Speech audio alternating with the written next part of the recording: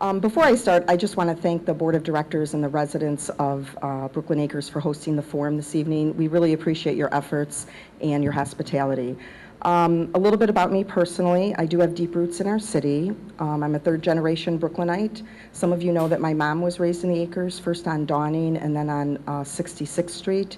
And she had the typical Brooklyn experience. Not only did her family live here, but aunts, uncles, cousins lived here also. In fact, we still have a cousin who owns a business here in Brooklyn. I'm married to Frank Capucci. In fact, on Friday, we'll be married 33 years. We have 3 sons.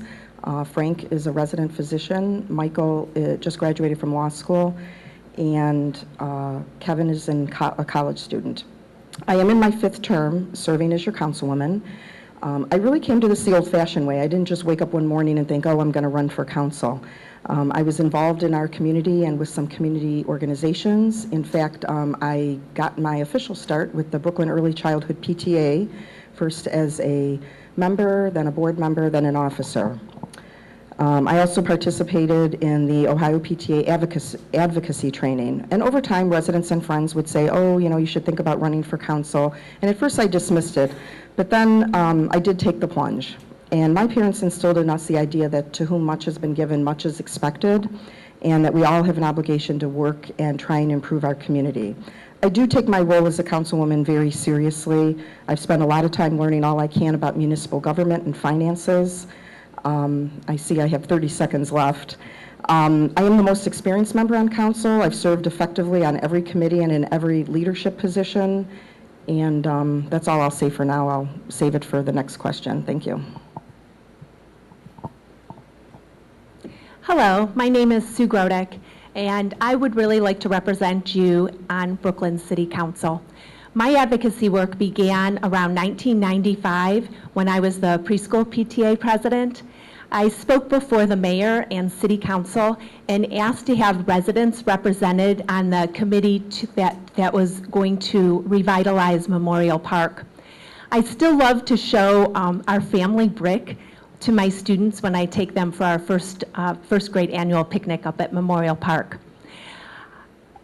Through the years, I've volunteered for many different committees and organizations here in Brooklyn, as well as served on Ohio PTA Board of Directors and the National PTA Board of Directors. I've mostly focused on things that I've been interested in, and as many of us raising families, things that I had time for.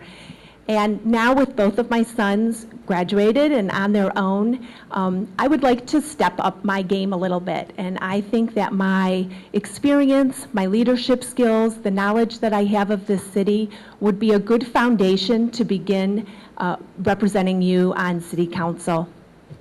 My experience does include being a teacher here in Brooklyn for 17 years, raising our family here, helping my husband open his Brooklyn business here over a decade ago. And I hope to turn this experience, that's okay, I hear buzzing electronic noises all the time. So what I would really like to do is connect our young families, our school resources, our community resources, and be a strong advocate for the businesses here in Brooklyn. Most importantly, I think that I would represent you well, and I hope that I will earn your vote on November 7th. Yeah, I'm going to just hang on to it. Good evening. Debbie Tomusco. First off, I'd like to, as Kathy did, thank Brooklyn Acres and Rob for pulling this together. Most significantly, though, I want to thank you for coming. I say this at just about every council meeting. What it takes to make this government go in this country is people caring enough to be involved and to listen. I know the last thing you want to do after a hard day at work is come and listen to this. There's probably a good baseball game on tonight or something, go Tribe.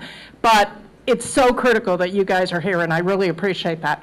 As opposed to telling you why I think I should be elected to council, which we'll get into, and hopefully after tonight, you'll have some of the answer. I'm going to take some time and tell you about myself. Graduated from Brooklyn High School, born and raised in Brooklyn. 1975, I was the valedictorian. I went on to get an engineering degree in mechanical engineering at Kettering. I co-opted at the Chevy plant over on Parma, in Parma. Was lucky enough to get a graduate degree in business, an MBA from Harvard Business School.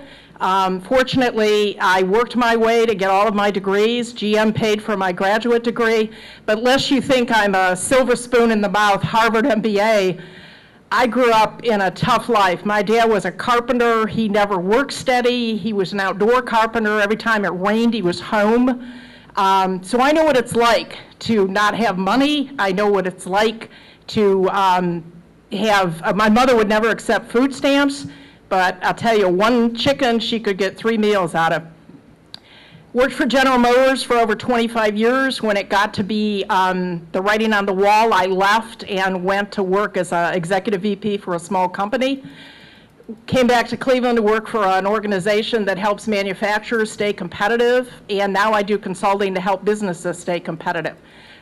I'm a single woman. The man in my life is a four-legged Maltese, and just very quickly, I'm done.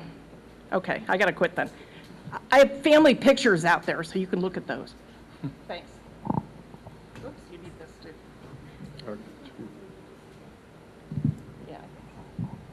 Good evening. Thank you, Rob, and the Board of Directors for the Brooklyn Acres for putting this together, taking the time and effort. My name's Andy Selhertz. I'm a 1973 graduate of Brooklyn High School, born and raised on North Cliff, 6507. Saw the house when I was walking around, about 2-3 different owners since I've been there. Currently, I'm Memphis Villas at 9732. So basically, I've been all my life in Brooklyn, all 62 years. Went to Brooklyn High School, as I said, in 73, graduated in 77 from Cleveland State with a Bachelor of Business Administration and Accounting. Had 68 hours of accounting, various courses, governmental accounting, tax accounting, etc. Went into work with the Ohio Department of Taxation on November 7th. Worked for 31 years with the department. Worked as an agent, worked up my way through the ranks, from agent to supervisor to assistant manager of auditing for the Northern Ohio area. My area for excise tax covered basically a northern half of the state. When I say for excise tax, that's sin tax for the Gateway Project. So I had 4 agents for that. I had 40 agents covering Cleveland, Cuyahoga, Lake, Geauga, Lake counties, plus additional 4 counties for sales and use tax. 2008, I retired to take care of my parents who were ill at that time. Glad that that was an opportunity I could take care of, be available to them. Actually, when they needed me, I could be there because they took care of me in the beginning. And when my mother died, passed away in 2013, I had the itch that it was still too early for me just to sit somewhere and not do anything. With working with the Department of Taxation, I could not get involved with the city because there was a conflict. So once my mother passed away, I've also had people say, you're active, you get involved with stuff. That's when I started to get into the city council runnings. Yes, I lost the first time because nobody really knew me. Thank you.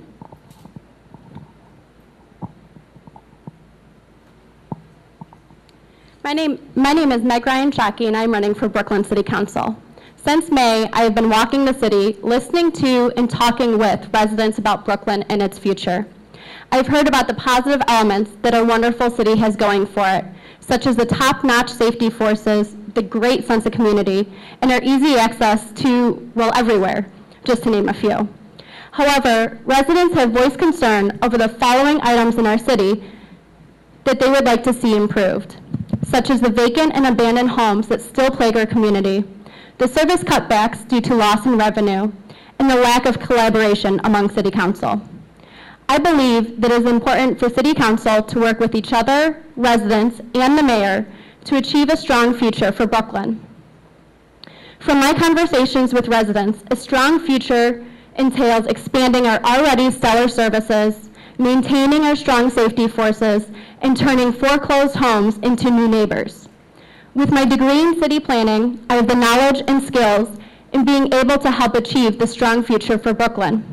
I took courses that taught me how to write grants, work with residents and stakeholders in creating change that worked for everyone, and work with peers of a variety of backgrounds to successfully complete projects.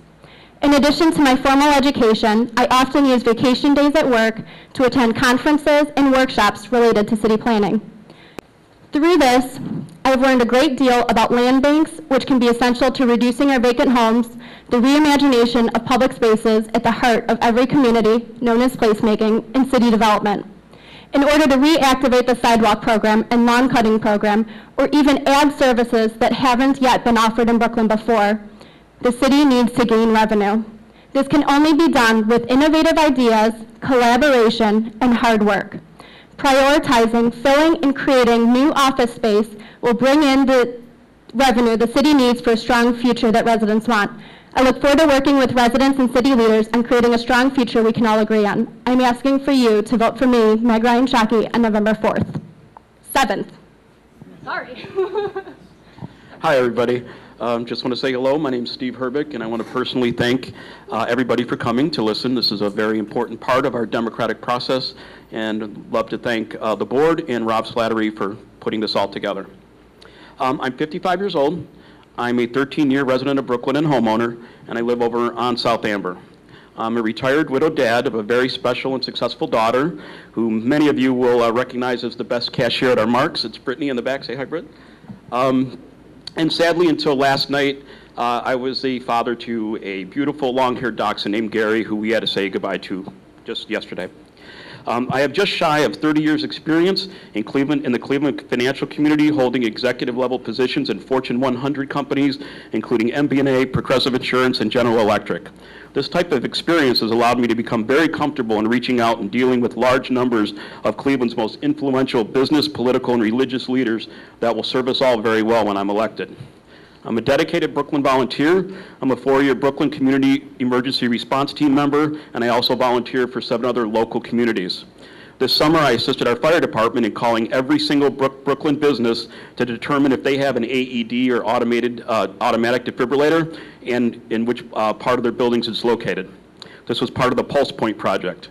This entailed over hundreds of calls and tons of hours to get this accomplished, but I felt very strongly our first responders had more to do than to make thousands of phone calls. I also volunteer and spoken with Brooklyn seniors on the topic of how to handle expenses in the event of the death of a spouse or loved one, and continue to reach out and help anyone at any time with this matter free of charge. I saved one Brooklyn resident over $35,000. I also voluntarily work with Brooklyn residents and others seeking to get Social Security benefits for their high school age children. I've streamlined this process and have been very successful in obtaining benefits for these children in 9 months versus the 2-year normal process. And I look forward to serving you as your next council member and would appreciate your vote on November 7th. Thank you. Hello and good evening. My name is Mary Balbier, and I'm presently serving on Brooklyn City Council. First of all, I'd like to thank the Brooklyn Acres Board and also Mr. Rob Slattery for hosting this wonderful evening where we get to meet and greet with our candidates. But let me tell you something a little bit about myself. Number one, I am not a politician. Absolutely not a politician. I'll tell you what I am. I am a mom. I have 2 children, a daughter who is finishing up her last year of pharmacy school. I have a son who is an attorney with an MBA studying for a CPA.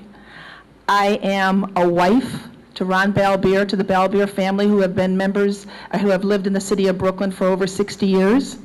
I am an owner of a very small business. If you've been to the Tremont area, it is Sokolowski's University Inn. And if you know anything about restaurant work or restaurant people, you know they are hardworking. I absolutely love this city. Love, love, love this city.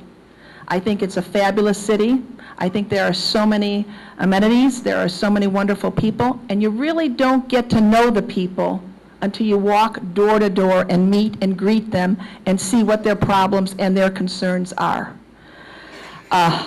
I can't tell you, when I was growing up, my dad used to instill in us very strong principles, and I tried to use those principles in my everyday work ethics, my everyday working with people, and that is, he always said to us, kids, remember this, people come and go, businesses come and go, but remember one thing, the number one thing that's important in your life is God.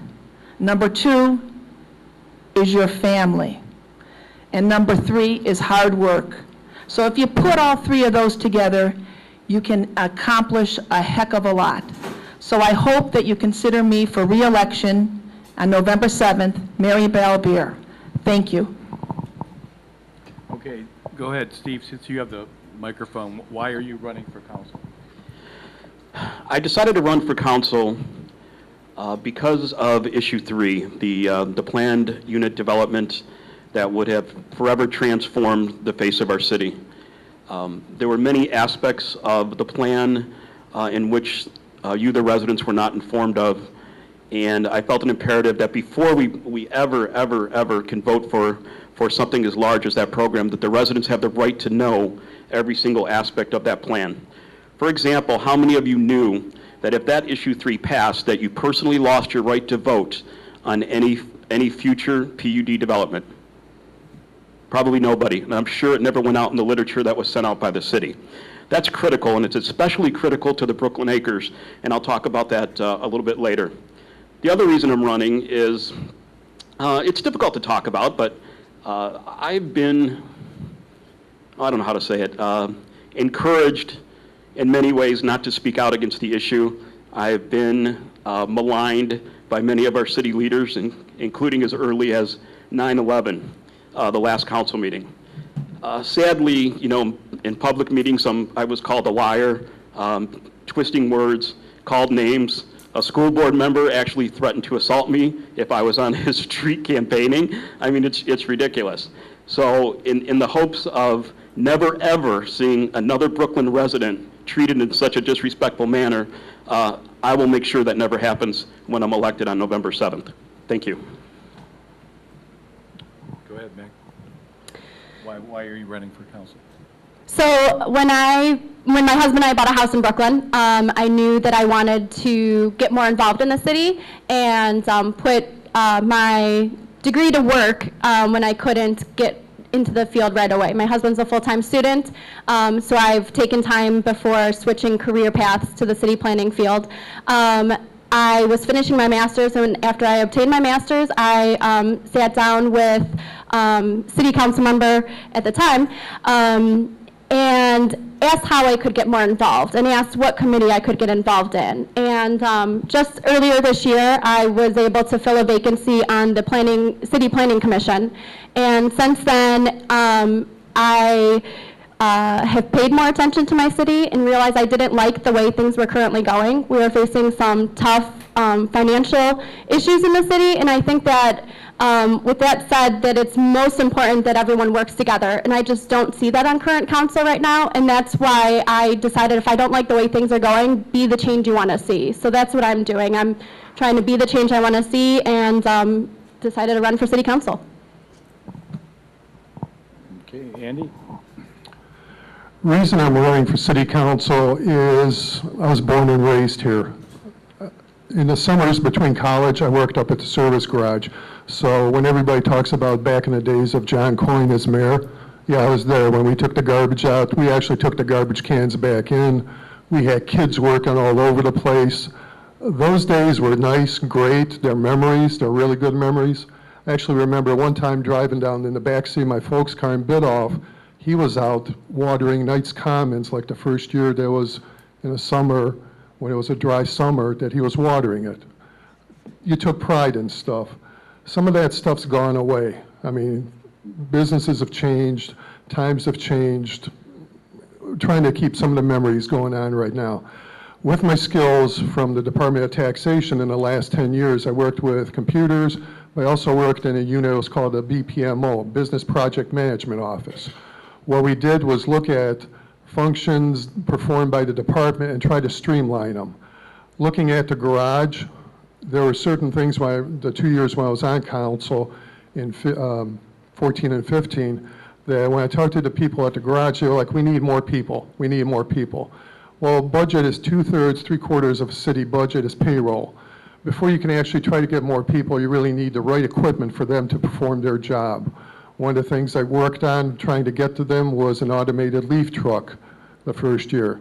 That was a leaf truck that, going to Lakewood, we saw one version. In Brecksville, we saw a combined version where in fall you could use it as a leaf truck, and in the winter you could use it as a salt truck. Work done by 3 or 4 people is now being done by 1 person. The additional people could actually perform other functions. Thank you.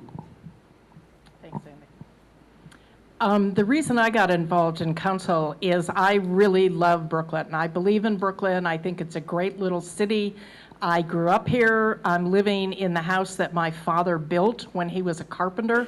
My career, unfortunately, took me away from Brooklyn for a fair amount of my life. I literally worked all over the world running organizations. I know finance, I know marketing, I know planning.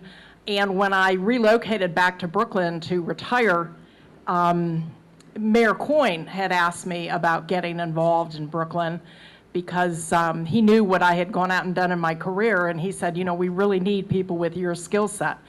My mother raised us with the saying, Eldridge Cleaver said, if you're not part of the solution, you're part of the problem. And every time we would complain to her about something, she'd say, well, what are you doing about it? And I wasn't happy with what I saw Brooklyn turning into, and I wasn't happy with the people running Brooklyn, and I said, okay, I'm going to get involved. I'm going to go ahead and bring my skills and my knowledge and help this city because I don't want to move. I like my house. I like my neighborhood. I take my pooch out for a walk every night and talk to my neighbors. We know each other. I'm active in the church here. I like St. Thomas More. I had my first communion there, and I'm still involved on the finance committee and as a lector. And I'm the cabbage and noodle queen every time we have St. Thomas More Day. So I like Brooklyn. I love it. It's my home, but it's at a turning point. And we really need to continue to work to keep it the small, wonderful, excellent community that it is. Thank you. Thanks. I'm choosing one reason why I would like to be your city council representative, and that is primarily to focus on connecting families with our community resources. As I've mentioned, I teach here in Brooklyn, and I work with our children and with their parents and their families. I see a lot of these families struggling. I really think that our city and our schools could collaborate together better than they are now to support our families. And I think I would be a good person that could bridge that gap between cities and schools and seeing what our families need, because I spend a lot of time with our families here in Brooklyn. Thank you. As I started to say before, I do take my role very seriously on City Council. I've spent a lot of time learning everything I can about municipal operations and municipal finance. In 2015, I was part of the class at CSU, the Levin School of Urban Affairs, the Leadership Academy. I've also gone through 3 different sessions at Kent State, their Public Policy Forum. These are 8-week sessions. I'm covering a lot of different topics: efficient government now and in the future, managing services, policy leadership. I've put in a lot of time over the years to ensure that I am very well prepared to serve our residents. As I stated before, I am the most experienced member of council, and I have served effectively on every committee and in every leadership position. I work hard for our community and our residents. I believe most residents know that I always make decisions of what I believe is in the best interest of the city. I don't go by politics, friends, affiliations. I make up my mind what's in the best interest of Brooklyn. I love the city. I love the residents. I'd like to continue to serve. I think our residents deserve the best services that we can provide within our means. And it's very important to keep our focus on our core values, which is providing those services and also maintaining a clean and well-kept city that we can all take pride in, while also exploring alternatives in how we deliver those services and trying to achieve some efficiencies. I would like to continue serving you, so that's why I'm running. Thank you. Thank you, thank you. Well, I decided to run the first time. My kids were out of college, they were out of the house. I had a little extra time on my hand, and it was something I thought maybe I could be of some use. So I ran, and I won, And the second time around now with reelection, I was a little bit reluctant. I'll be totally honest with you. I was a little bit reluctant about running. And then a couple things happened in our city, and people approached me and said, Mary, you got to run. Please, Mary, can you run? Will you run? Will you run? So I thought about it. I talked it over with my family, and then I decided to run.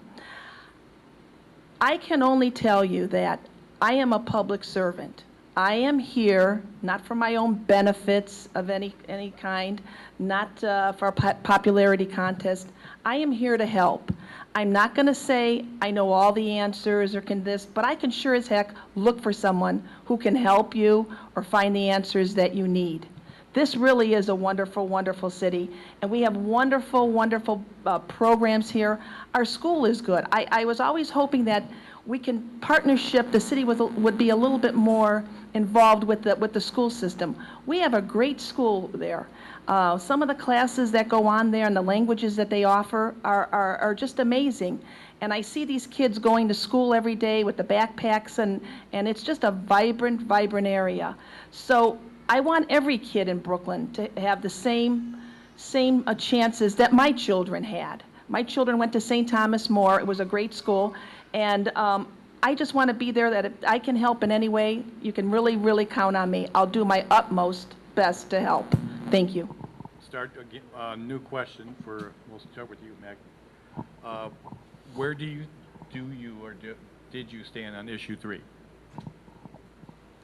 So as a member of the Planning Commission, I did vote for this zoning change. I do understand that the residents voted it down and respect that. Regardless, we can't keep living in the past, and we do have to come together, residents and the administration and city council, and figure out what the solution is for our future. Because Brooklyn is facing tough times, and I said in my intro that, you know, I've been talking with residents and I've been asking what they see as Brooklyn's future, and a lot of it revolves around services, and that is what the city is supposed to provide. But to provide services, you need revenue. And so no matter what my thoughts were on issue 3 or anything like that, we need to move forward. We can't keep living in the past and keep going about what was or what wasn't. It's how do we work together to create a strong future for Brooklyn and its residents. Okay, Andy, same question. Okay.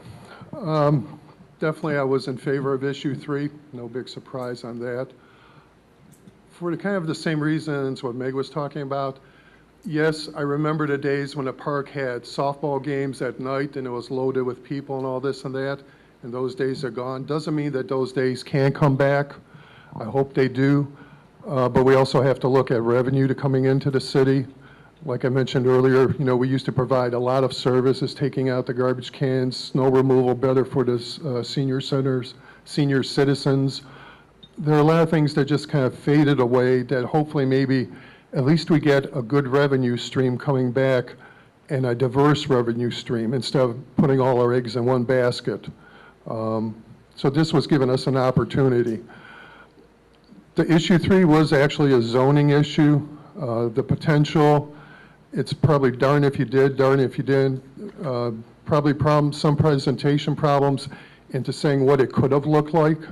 Maybe that kind of exaggerated some of the things and brought harm to it. But then if they didn't say anything and down the road, well, this is what's coming, then it would have been, you didn't tell us that up front. So that brought diversity to the city, and that's not a good thing. Hopefully we can work through this process. Yes, the one company that was in question, their problems have been resolved for a short time, but we're going to be following those. That issue is going to come up in 2-3 years down the road, and we're probably going to be back in the same boat. So, you know, we can delay and kick the can down the road, but to keep the city vibrant, we're going to have to address the same issues sooner or later, hopefully in an agreeable manner. Thank you. As a council person, I voted to put issue 3 on the ballot because I think it's everybody's responsibility and obligation to have the opportunity to vote the way they think it should go. I personally then voted against it on council, and I had just a couple of, well, lots of reasons why I voted against it. It basically was an issue full of duplicity that was attempted to be rushed through. I didn't like the fact, and I had suggested and commented on this very early on, that it basically gutted Memorial Park. We don't need apartments and 35-mile-an-hour roads going through Memorial Park. That's not what makes Brooklyn, and there was no guarantee. You know, I mean, I love the movie Field of Dreams, but if you build it, they may not come. And I wasn't ready to start gutting our park and changing what Brooklyn is. Finally, you don't need to give a carte blanche voting zoning change in order to get progress in Brooklyn.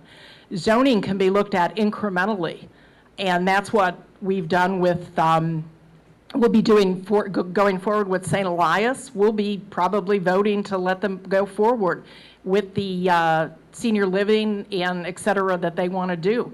There's no need to give a carte blanche to the entire city to say, okay, fine, here's a zoning change. We can incrementally do that if it enhances Brooklyn and makes revenues. I don't think they're mutually exclusive.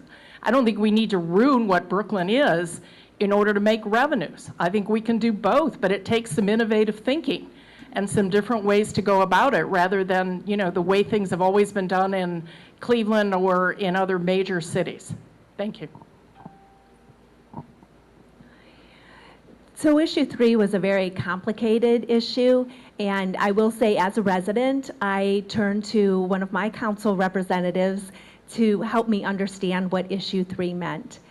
And I did support issue 3 as a first step for our city to move into something a little bit more innovative. And I have a little anecdotal story about it. So my 26-year-old son happened to be home right around voting time. And we were talking about it. And as 26-year-olds do, he was out in Lakewood one evening, and the next morning he came and told me, "Mom, there is no reason why Lakewood could have the area that they have and Brooklyn doesn't. Brooklyn needs to do something to pull people like me in." He's 26 years old, he's a millennial, he's not moving into my brick ranches. And we need to have something here in Brooklyn that's going to bring these young, successful people into our city. I'm not in favor of apartments. There are a lot of things that were discussed as part of step 2, step 3, step 4 on issue 3 that I may have had some reservations. But as far as issue 3 and getting that added to our zoning code, I was in support of starting the conversation.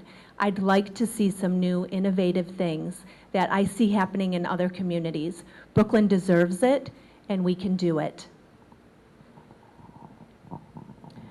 So, as has already been stated, issue 3 was a zoning issue. Basically, it was to decide whether or not we were going to allow planned unit development in our city, not just in a city center area, but anywhere where a property owner could assemble the necessary acreage that they would need.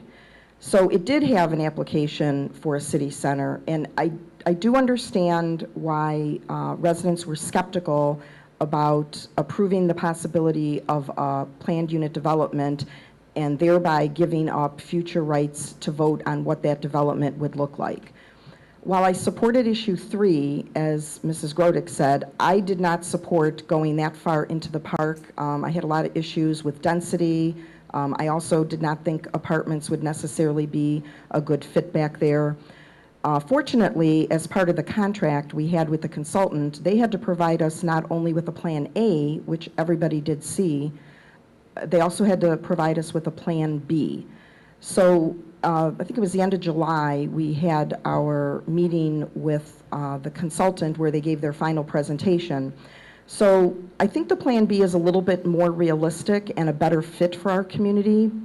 Basically, it takes the concept that was in our original master plan on Memphis Avenue from Ridge to Rodone, and then looks at moving City Hall and the police station across the street along with the senior center and possibly a wellness center if UH is willing to partner with us on that.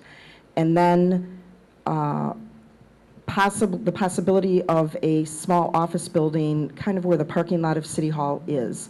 Now, in the meantime, we would also be able to focus some residential that would be attractive to millennials on Memphis itself. Since this has all happened, we are exploring some other options with different locations in the city to see if we can assemble some land where a developer would be able to build Class A office building. Thank you. Well, everyone here sitting here knows that there were too many unanswered questions. Prime example is when you go door to door, people would say, oh my God, no, this is ridiculous. The facts were not there. Too many unanswered questions. Yes, we need to do something. My take on the issue 3 was we were given it to vote on shortly after our Christmas break and almost forced to vote on it. I mean, giving us like two to 3 weeks to talk about it. Other cities, such as Hudson and other wealthier cities, they've taken almost a year to investigate this. But all of a sudden, I felt, we're geniuses here in Brooklyn. We know all the answers. We can pass this in 2 weeks. No, that was not right. And as a result, this is why it suffered. You can't do something like that. It just totally wasn't right. My next step was, why are we putting it immediately on a May ballot? Why couldn't we wait till November? Let's discuss it, let's talk about it, no, I was told you can't do that. It has to be on the May ballot. Well, in my opinion, the May ballot was a little sneaky to me. I'm sorry. That was just a little sneaky thing. But we should have waited, and we should have talked about it, and we should have had it on a November ballot. To me, that was totally wrong and deceiving to the people. Yes, we need to do something, but this issue, the way it was presented, had the total potential of losing the park. How are you going to lose oak trees and creeks and things like that? How are you going to replace it? That was my thought. Because of the way of the misinformation, and this is what happened. People were losing trust. That's what I found when I talked to people. They were saying too many unanswered questions. So that's my take. Thank you. Brittany, can you come up and put up this diagram for me? I was the only resident that took the time to actually pull the ordinance on issue 3. 13 pages for a simple zoning change. I then went with my daughter Brittany. We printed up these wonderful bright pink flyers, and we went 33 miles in 8 days before the election to at least get some of the truth out to residents. These would include, in the ordinance itself, it allowed for the destruction of 92.5% of the park. 92.5%. On the initial flyer that went out to residents at the city presentations, it kept saying they're going to increase the size of the park, and they're still saying they would have increased the size of the park. Now this diagram here is the last schematic that was provided by Geist Construction. It in no way details that that's what would have happened. There were 5 other schematics or 6 other schematics out there. But this is what the city paid $50,000 for this feasibility study, and the last drawing in this study is what has been reproduced right over here, and I hope you guys at the end will come and take a look at it. You'll see multiple 80,000 square foot apartment buildings, 54,000 square foot apartment buildings. You'll see 120 row houses. The issue also allowed for total development from Memphis to the Creek, Rodone to South Amber and Parkside. 75% of the parking could have been outdoor, which is asphalt. Allows for retail buildings of 65,000 square feet, and they did not at the time have not even one interested business, not one. And the kicker is, 2 kickers. First is it took away our right to vote. If issue 3 passed, they took away our right to vote. So if they in fact wanted to use that diagram with those apartment buildings, we were powerless to stop it. The second and equally important, absolutely no idea how they were going to finance it. At the April 27th meeting with Geist Construction, they had a finance expert come in. He gave like a half-hour, 45-minute presentation, and at the end he said, we don't know how we're going to do it. Like Mary said, too many unanswered questions, and it was rushed through. Thanks. Okay, Andy, I'll turn it over to you. What should be done to advance business development in the city? I think with our current economic development director, we're trying to look at various tax incentive programs, one of the examples, he's just trying to take a look at fresh approach to things. He actually was economic development director for Cleveland, Cincinnati, and now in St. Louis. Some of his projects in Cleveland included Tower City, the Rock Hall, et cetera. So he's got a good experience. I mean, Fran also did when she was with the state. So it's just trying to look at things. Some of the projects, when I say tax incentive, they're going to cost us some money up front, but in the long run, it's still a bigger benefit for us. Example of that would be with Medical Mutual. The payroll that's coming in is, for the 750, 800 employees, is around 57 million. I know there was a number thrown out as 200 million, but that would have been if all the executives and everything would have been coming to Brooklyn. And that's only happening until 2020. The executives are staying downtown in the Rose Building. When Medical Mutual asked for their agreement for tax incentives, it was 30%, 25, 20. So there's a sliding scale where they're going to be getting less money back. The tax benefit was like something to 16 million. Incentives going back with credits and all was about 4. So the city still nets 12. That's one piece of getting the money back from American Greetings. Diversify the base of our companies coming in so we don't just have one American Greetings, and if they go, they're gone. That's what's being trying to done with American Greetings property right now. Thank you. There's a couple of things to think about with businesses. One is to work with the businesses that you currently have to make sure that they're getting what they need from the city. Make sure we plow our roads, make sure the police are there so that the people that work in their company and they themselves have what they're looking for in the city. I also think that this, again, the issue that came out with issue 3 is, oh my God, unless we build Class A office space and take away our park and put in Class A office space, we'll never have anybody move into Brooklyn because, you know, we can't get those people. Well, and then you turn around and Medical Mutual came to Brooklyn. We didn't even solicit them. They came to Brooklyn. They're going in and they're putting up money to refurbish the American Greetings building, and they're coming in. So much for that theory that unless we have Class A office space. I think the other thing that we need to look at, being a little more innovative in terms of businesses, is there's a lot of small businesses out there and startups that I don't think we're looking at. There are an awful lot of startups. We have a very vibrant entrepreneurial community here in Cleveland. A lot of these startups are always looking for space, and nabbing a couple of those people that eventually grow into larger businesses as well is another way. I think we need a multi-tier approach to preserve who we currently have, look out for new people, and then also look for smaller businesses and more innovative things. I don't think our first reaction should be to automatically offer tax incentives. I think we need to have a little more pride about Brooklyn and say, this is a great community. We welcome you coming here, and how can we work with you? Thank you. One of the first things that came to my mind was the Brooklyn Chamber of Commerce. As I mentioned, my husband is one of those small business entrepreneurs that Debbie was just speaking about, and he has always been very active in the Brooklyn Chamber of Commerce.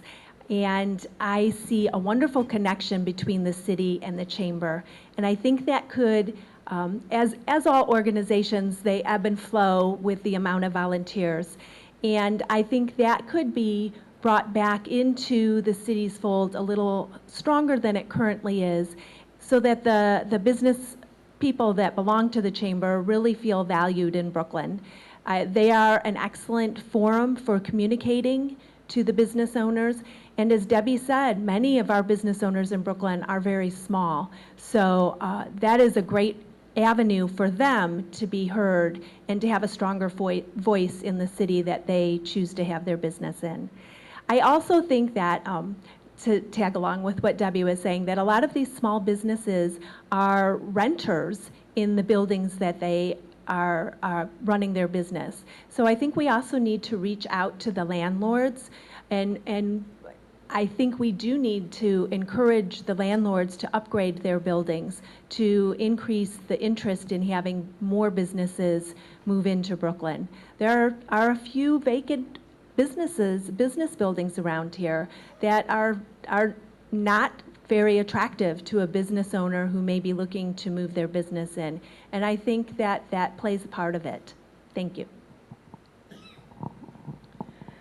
So retention of our existing jobs is very important, and we have had an economic development program for a number of years. I have been on the Economic Development Committee, and we have worked with some current businesses to make sure that they stay there. They were at a point where they had to make a significant capital investment and had to make a decision whether they were going to stay here and make that investment or move elsewhere. So we have incentivized our local businesses to stay here. And we also have worked to attract businesses even prior to this, the interest in the American Greetings property. One example is Donald Martin's, which I worked pretty hard to bring them to Brooklyn. So the frustration was that even though the current owners had purchased the American Greetings property, it was in their agreement that they were not allowed to bring anybody in, they were not allowed to solicit anybody. Basically, they couldn't do anything at all until American Greetings moved out, which did not happen until last August. So that was a source of frustration for us as a city also, because we know they're leaving and we wanted to be able to get a jump start on trying to fill that space. So since they're out, we have worked very closely with them to try and market that place, and also to ensure that the jobs that they're bringing in are jobs that are going to benefit the city. And I think we're doing a pretty good job of that. Just a quick example with Medical Mutual, and this is if they only bring in the 750 jobs. We do feel like there might be some additional jobs coming, even though we didn't get the headquarters.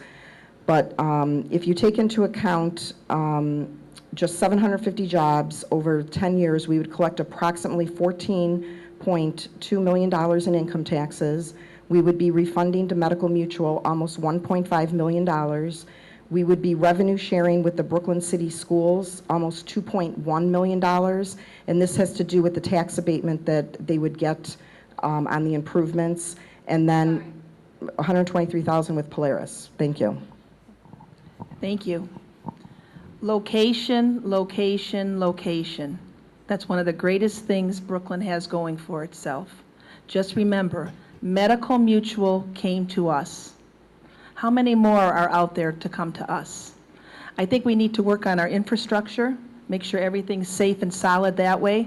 We have a great city, and people know it. Our access in and out of the city is phenomenal. I sometimes, go to my doctor on the east side. It takes me 15 minutes to get to Beechwood. I mean, our location is tremendous, tremendous. So that's one of the biggest things we have going for us. Being a small business owner, it's sad to see businesses come and go. I was always hoping that where Finest was located, that maybe we would get, I guess there's this new German grocery store, I'm not sure how it's pronounced, Lipti or so, that would come in there. But I mean, these are hopeful things that our city could use, but it goes by the people in the city. Are they the kind of people that are going to shop here? Are they the kind of people, what appeals to the people in our city with some of the small businesses? And it's sad to see some of these little places come and go. But I personally believe our location, and it's just a matter of time before other people really realize, with other things that are coming into our city, that we are a great city to be a part of. And like I said, Medical Mutual came to us. Thank you. Well, going last sometimes has its advantages, and in this case, a disadvantage. Some great points were already mentioned. I think some great things to concentrate on our Medical Mutual is putting in millions of dollars to improve the facility, which will help other businesses also come into Brooklyn once they see the improvements made on that building. The other thing that I think we should do is be a little bit more proactive, or a little more aggressive in developing a 71 Brooklyn on-off ramp on the northern edge of Ridge Road. That would give us greater access into a large unused portion of the city. And with that access and even greater access to the city, I think many, many more businesses will locate here. As Mary stated, it's all about location. Thank you. So I think collaboration is key. Our economic development director has over 40 years of experience. I want to say it's around 42. And so if we work together with him and with businesses and with like council working together and with the mayor and like Sue even mentioned the Chamber of Commerce, if everyone works together, we can get stuff done. But until we really start to work together and collaborate and you know, focus together instead of kind of yelling apart, nothing will really get done. And just to clarify, when I'm mentioning, I've been out talking with residents, and when I say about businesses, they point out a bunch of the empty retail buildings. And when I talk about bringing in businesses to help generate revenue, I'm really referring to office space, because office space is what brings in more revenue to the city. The retail, yes, that is, you know, key to building up our community and building up the city and filling the empty spaces in the Biddulph Plaza and a couple in Ridge Park Square. But if you focus on the offices, and then you have more people coming to and leaving the, you know, coming to and from the city during the workday, you'll have more, I guess, need or the retail part will come with it. But to focus on the office space is what will really bring money and revenue into the city of Brooklyn. Okay. I'll pass this over to Debbie. And Debbie, what are your thoughts on the solar panel project? Will savings on power be passed on to the residents? Well, it's an interesting project. Basically, when we closed off the city dump, I hate to call it that, but the landfill, thank you. I keep calling it dump. It was sealed off and it was properly closed, so there was this piece of property that was limited in terms of what we could do with it. So the idea of doing solar panels was certainly an interesting concept. I don't know how much it's really going to benefit in terms of directly offering lower power rates to it. First off, it's not going to offer lower power rates to everybody in Brooklyn. That is a misnomer.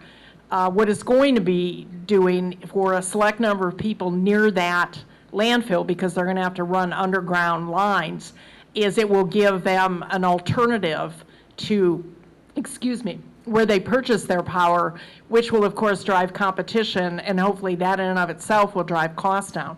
But it's not going to be, you know, a direct correlation that because they're here, all of a sudden all the utility costs in Brooklyn are going to go down. I think it's an interesting idea. I'm all for sustainability and new sources of energy. It'll be interesting to see how much it really produces. I was happy to see that it's only taking a portion of that. Frankly, with the extra portion, I'd like to build a dog park, because there's a lot of dogs in Brooklyn and there's a lot of demand for a dog park. But I think it's an interesting idea. But again, I think I don't want to oversell it that's what I need, thank you. I don't want to oversell it in terms of what it's really going to do for us. Thank you. I will say that our current city council members probably know much more about this project than I do.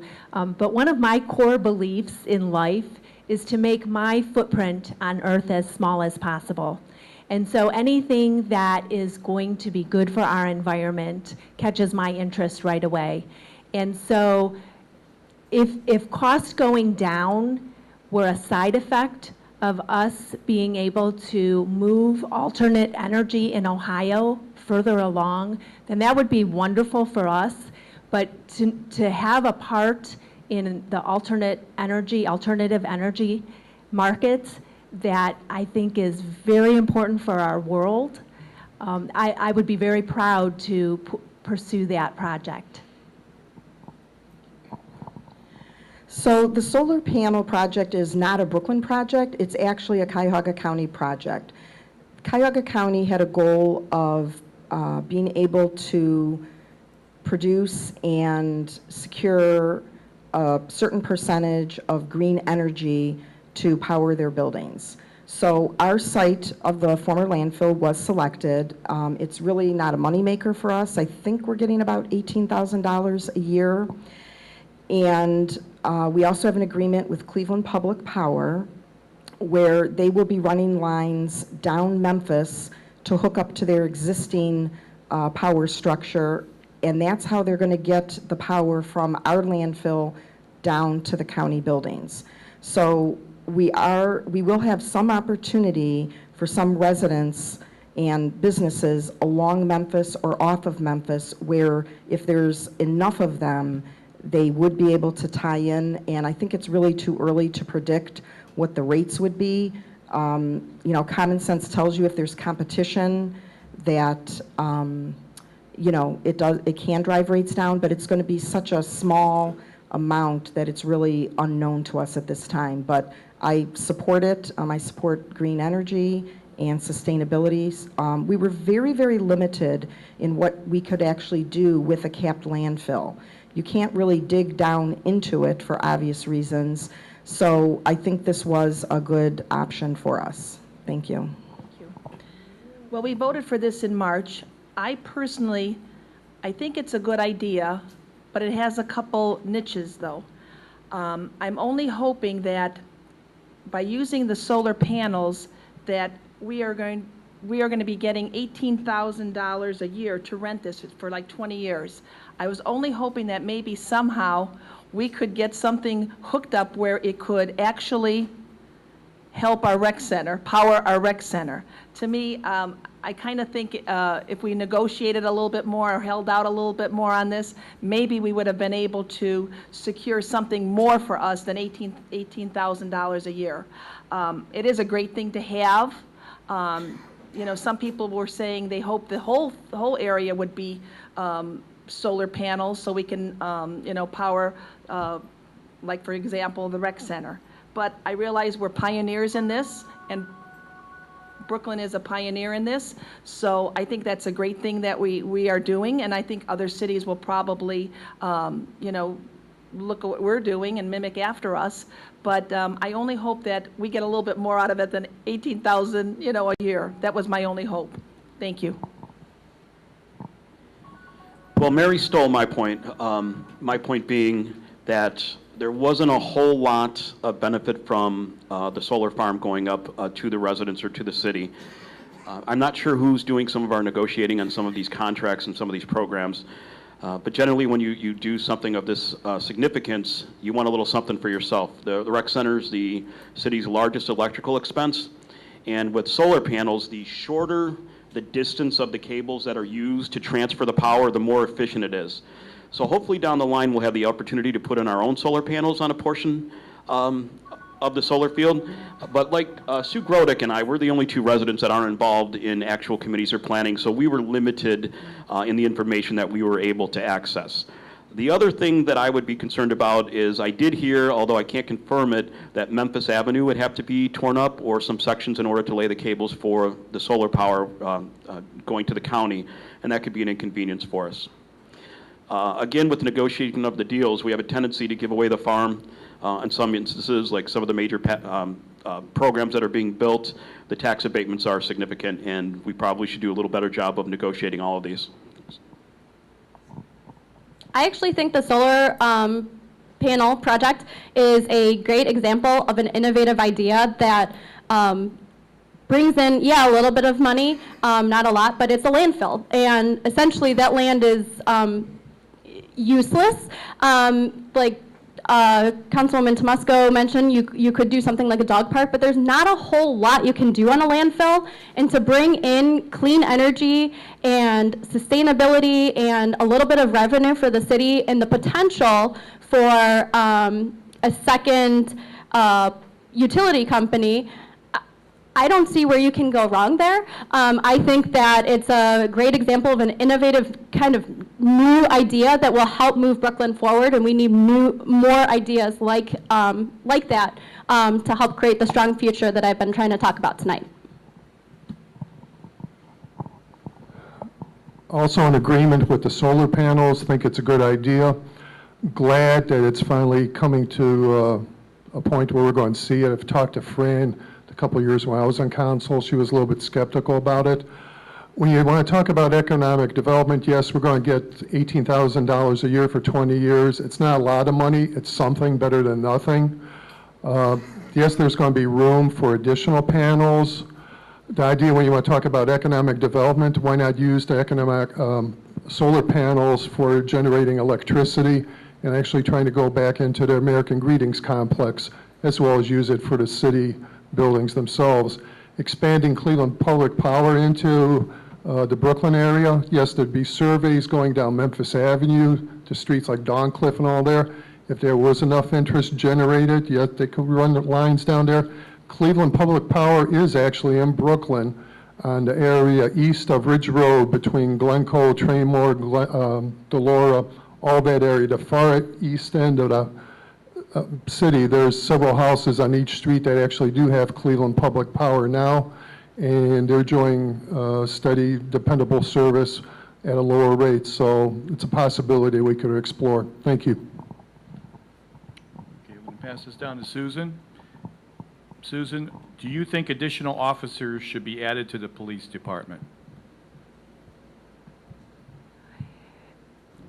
Walking the streets in Brooklyn, our services, our safety services are something that many residents have asked about, both police and fire. And at this time, the feedback that I'm getting from residents is that they feel that both fire and police are understaffed at this time. So it was very interesting to listen to people who are much more knowledgeable than I am, often because they are working in those fields right now, talk to me about cutting back of employees in our safety forces. So I would say that without having any information, formal information, that would definitely be something that is high on my list to investigate and learn more about as a city council representative because of the feedback that I've been getting from people as I've walked the streets of Brooklyn. I would like nothing more than to be able to increase our safety services. Since American Greetings has left, we have not reduced any forces either in the police or the fire department. It's something that we really need to keep a close eye on, though. Right now, we're just replacing people as they leave. Hopefully, once we recoup more of the revenue that we lost with American Greetings, hopefully this is something we can take a look at. But just so everybody knows, we have not reduced the safety forces since then.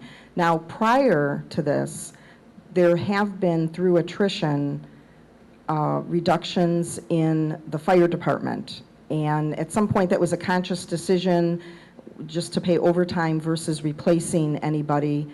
And while we have replaced over the last 5 years some people, we really are at a low manning for our fire department. Right now, I don't think it's something that we can increase because of our budget issues, but hopefully we'll get some more employers, you know, coming in to fill some of that space, and also maybe some potential other spaces within our city. Nobody needs to worry because we always have enough people on duty, but, you know, in a perfect world, I would like to be able to increase our safety forces at some time. Thank you.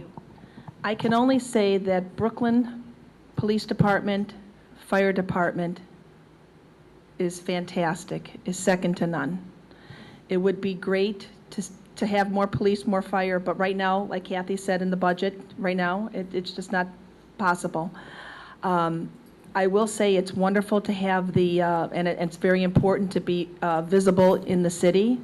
The police patrol on the bicycles. I know we've had a couple incidents in my own area where I live with this construction on Rodone Road there.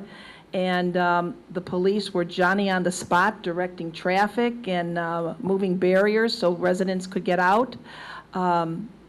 But it would be great to have more police. But right now, I personally think it's okay. Our response time is phenomenal. When I go door to door, people are just amazed at how how the response is. And I'll just, not to knock another city, but I will tell you this. Recently, my niece got broken into in her house, and she lives on the border of Brooklyn there, and she lives in Cleveland. The response time was like 4 hours. They broke into her house in the afternoon, backed up a pickup truck, took TVs, iPads, even her car keys. And it took days till they were able to come in and dust for fingerprints. Our response time, our crew here in Brooklyn is phenomenal.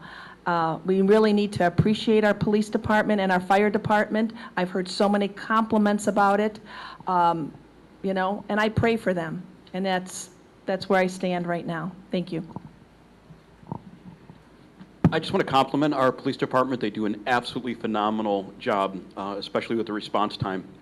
Living on South Amber, we're near a pedestrian walkway into the park, and sometimes during the summer, late at night, there's you know, kids shenanigans going on, and we kind of joke within the family. It's like, you know, we see them walk down the street and they'll shake a neighbor's car door, and we call the police. And they're there in seconds, and we joke about how quick is it going to be this time. So they do a fantastic job.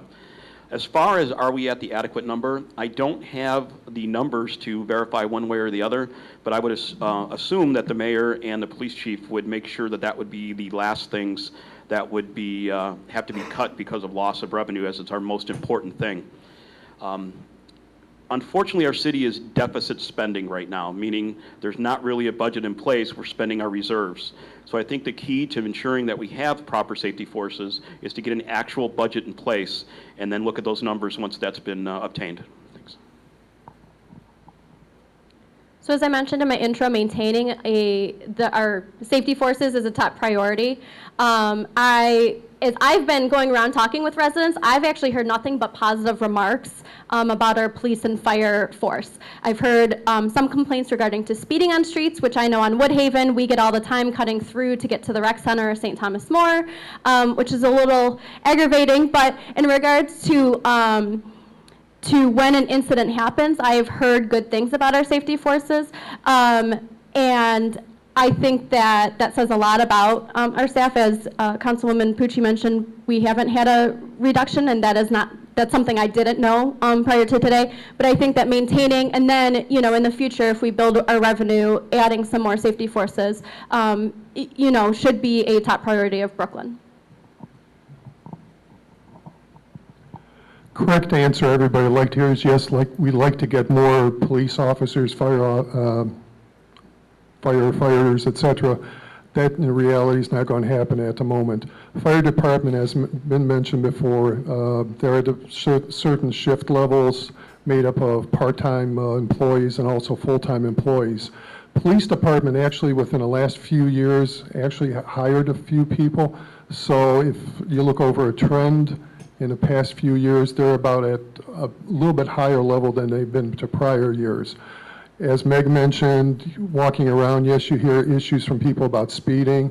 You forward the information to the chief. Yes, they'll put traffic patrols out there, but they can't be on every street corner to watch every traffic light to cross every kid across the street, etc. For the moment, they respond quickly. The biggest problem with response, and I know the administration is working on it, is with the dispatch center, and that's getting slowly ironed out with trying to have the right number of people at the dispatch center. That seems to be a bigger concern of residents at the moment. Thank you. Again, I'll echo with what most people said. The police and fire are excellent. I've particularly been impressed with the EMS. They're just outstanding professionals. The police are great. We are incredibly blessed in this city to have what we have. As Andy mentioned, the dispatch is an issue right now. Part of that is because we were pretty much forced into doing it on a regional basis by the county. So we're still going through some growing pains with that, but we still have very good response time with our police. And also, as Ms. Pucci mentioned, we worked very hard and did not cut police or fire didn't even come up in any of our discussions as we were looking at the budget. The one thing that I would like to see more of, though, is community policing and crime watch and community awareness. I know when years ago in Brooklyn, when I was out walking my pooch, I knew the police officer. He'd come driving by, roll his window down, say hi, how you doing, what's going on, and it was an opportunity to tell him, hey, this house over here is looking kind of creepy in terms of what's coming in and out, or, you know, I saw some people walking through. And I would love to see that come back more. Every time I'm out walking the pooch and a police officer comes by, I wave at him, and they kind of look at me like I'm a crazy lady. But I think that would help support people really knowing and trusting their police officers and people watching out for each other. That's the foundation of what you have here in Brooklyn Acres. You guys watch out for each other. You're a true community. And I would like to see that across Brooklyn in terms of us watching out and helping the police do their job. Thank you. Okay, Kathy, on to you on this one.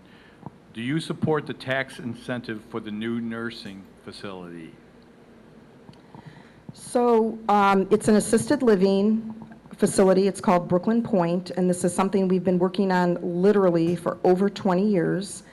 There was finally a change in ownership of the property, which enabled qualified developers and investors to come in and move this project forward. And they received what's called a CRA, which is a community reinvestment area, and they will get an abatement for 50% of the added value only for what they build for 10 years. And yes, I do support it. Without that, the project would not have come to fruition. And they do not have a job creation grant. They only have a CRA. And yes, I do support it. Okay.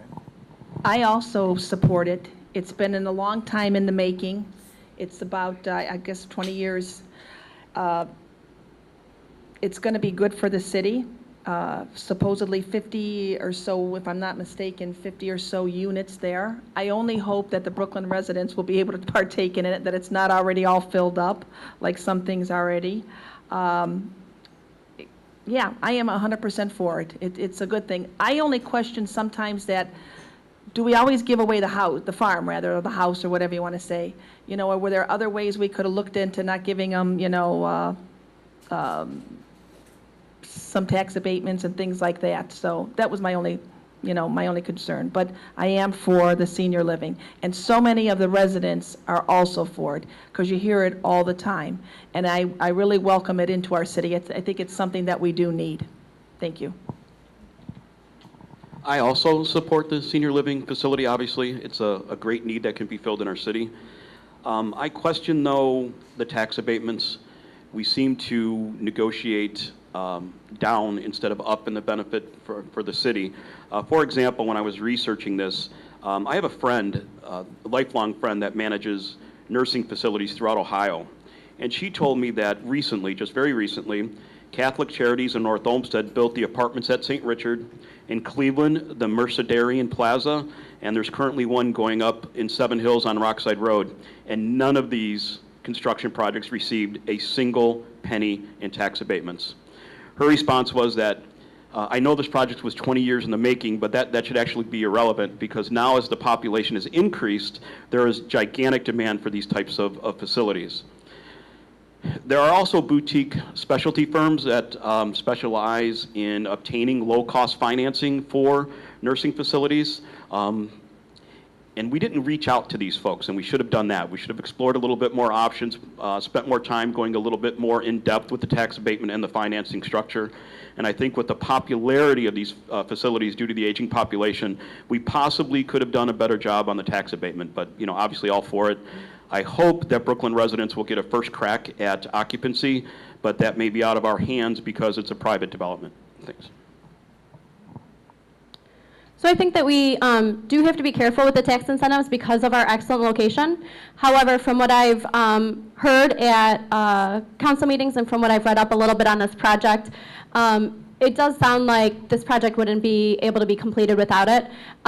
We do have to continue to be competitive with our incentives and with other communities. I know I've heard a lot from residents about, you know, the rumors, I guess you could really call it, as to why we lost American Greetings. And a lot of, that was before my time, that was before I moved here, they were already leaving, but we do have to, be competitive. We do have to make sure that we are working with businesses to bring them in here. Tax incentives are something that every city does for a variety of projects anymore, and it's something that is kind of reality. And it, even with the good location, even with everything, everything going your way, it's something that businesses look for, and if not, they often do go to another community. So I do think that, especially with a project like this, I've heard a lot of great things with our aging Brooklyn community, and we don't have any senior living. It's only assisted living and memory care unit this time, but it's a project that residents are very supportive as well. Also in agreement with the incentives or the package that was provided to the company. Yes, people have been asking for this living facility for 20 years. Glad to see it's coming about. The person that the city council picked up a couple of years ago is a financial advisor to the city of Westlake also, that dealt with the TIFs and with the American Greetings and with Crocker Park. He advises the city. He understands these packages. Once again, our economic development director has been around the block a few times. They know all the intricacies of what's going on with it. As Meg mentioned, looking at some of the numbers and everything, probably without some of these incentives, this package wouldn't have happened, and the development having ground broken last Thursday. So we could have maybe sat another 5-10 years with an empty field. The number of jobs is not huge, but the development actually has space to see how they grow, that they have the potential to actually develop an additional rooms to the facility, so it has room for an expansion. Thank you. Thanks, Annie. I too was very happy to see it come. I have a lot of elderly residents who live near me, and they have either had to move out of Brooklyn and go someplace else for senior living, or a lot of their friends have gone into the Westbrook apartments. So we really have needed a senior living facility in Brooklyn. I was on the Economic Development Committee when we worked with the previous owner of this property. It was one of the most frustrating things. I mean, sometimes people ask me when I'm out and about, you know, why don't we replace this? Or how come they haven't built this thing yet? We don't own the property. The person that owns the property is the person that has to develop it. We can push them and work with them. And the gentleman that used to own that property, oh my God, he tried to get financing from California. Then he had this deal with the Catholic Church. And it was like, you know, it was like the most ridiculous song and dance every time we got with him. And fortunately, finally, he had to turn the property over.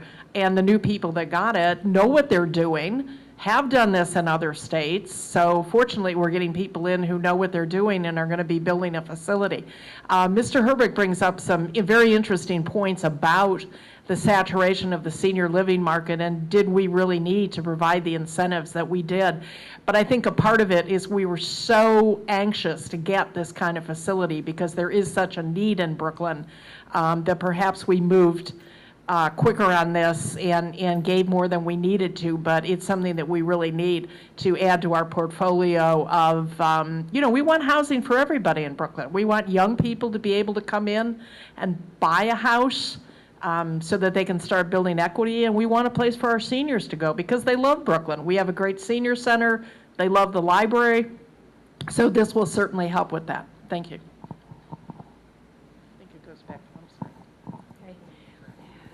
Several years ago, I was a resident member of the committee that reviewed yearly the properties that are eligible for the CRA incentives. Probably most of you are familiar with Cascade Crossings. Many of those businesses, when they were first built for the first 10 years or so, were eligible, but as well as private residents along Tiedemann. So I know that it is part of our law in Ohio that a committee reviews all of those buildings or those properties that participate in this incentive yearly. So I feel comfortable that the assisted living will follow the laws and follow what Brooklyn has put in place and will abide by their incentive. So I do feel comfortable in providing the incentives to them. Pass it down to Mary again. Do you have any ideas to improve the rec center and the park?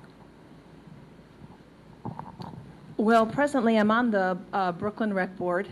I will say it has come a long way. Right now, we just hired a new coordinator there. Her name is Jen O'Banion, and she will be taking care of some of the programs there, and I think that's the #1 great step there. Let's face it, the rec center, it does cost a tremendous amount of money to operate. And I will have to say right now, I think Maria is doing a really good job at it. It's a difficult task. You're trying to please everybody there, trying to please the city, and it is somewhat of a drain on our city. But I see so many new programs that are coming in, like we have a partnership with SOZA, which is on Ridge Road, and that's with the exercise. They've brought that into our rec center, so that's like a step forward. There's all kinds of programs like the yoga, the jazzercise, all kinds of things like that. I only wish that the residents themselves would take more of an interest in it. And I'll be honest with you, I might be a little bit, lacking in that area too. I should be up there using that cardiovascular room that they have there. But I think as a whole, right now, it's kind of on a right track. I mean, we do have other school, St. Ignatius practices there and has games. So it is, it's on somewhat of the upswing. I don't know if it will ever be a moneymaker for us, but it is on the upswing, and we should really be proud to have it. I know there are some major problems with some of the structure, but, we just have to wait and see how our budget and where it takes us, in order to fix things. But right now, it's okay. And as far as our parks are absolutely beautiful. If you take a walk by Markwart Park, or you take a walk, you can think you're in a little forest someplace, or even down over there by Brooklyn, by the stadium. I used to take my dogs back, my daughter's dogs, back there and walk back there, and you'd see where the deer were sleeping. It's just absolutely beautiful. Sorry. Sorry. I'm passionate about the park. She's a talker. There's a lot that can be done to improve the rec center and the park, but again, it all comes down to money.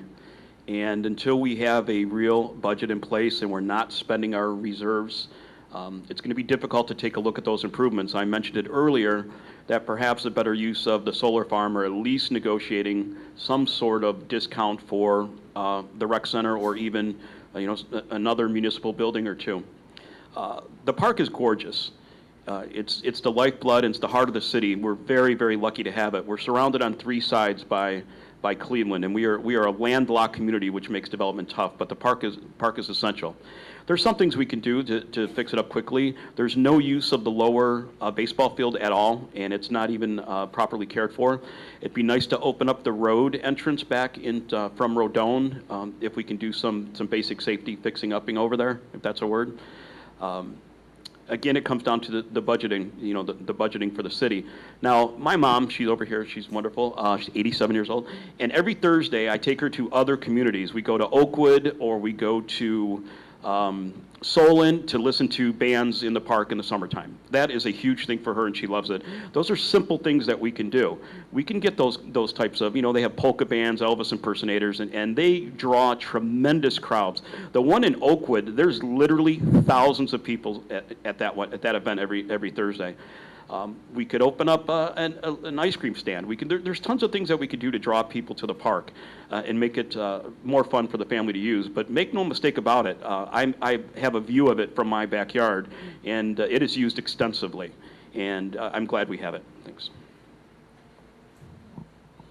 So in terms of the rec center, the partners that Councilwoman Belbier mentioned, including the Jazzercise and SOZA, are amazing. My husband and I live on Woodhaven, which dead ends into the rec center, or the, North Amber, that the rec center is on. And when we first moved here, we were like, oh, we have a rec center right there. We're going to be there every day. We're going to, be skinny and work out. And it was not until I was at a city council meeting and heard about this SOZA partnership that I had no idea who they were, that I started going to the rec center and I started taking the yoga classes. And then my friend and I tried out a Jazzercise class, and we hope that after all of the selection stuff's over, we can partake more frequently. But partnerships like that really bring people into the rec, I think, are important. I think it's important to partner with community fitness businesses such as SOZA, and the owner is a resident in Brooklyn too, so I think that's great. I think it really shows that Brooklyn cares about its residents and wants to help them and help them help other residents.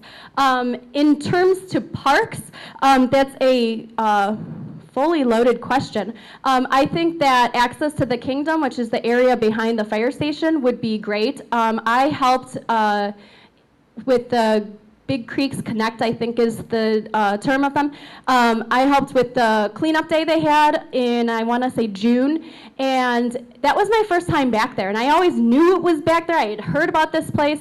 It is beautiful, and the Boy Scouts go back there and camp all the time, and to get some safe access back there.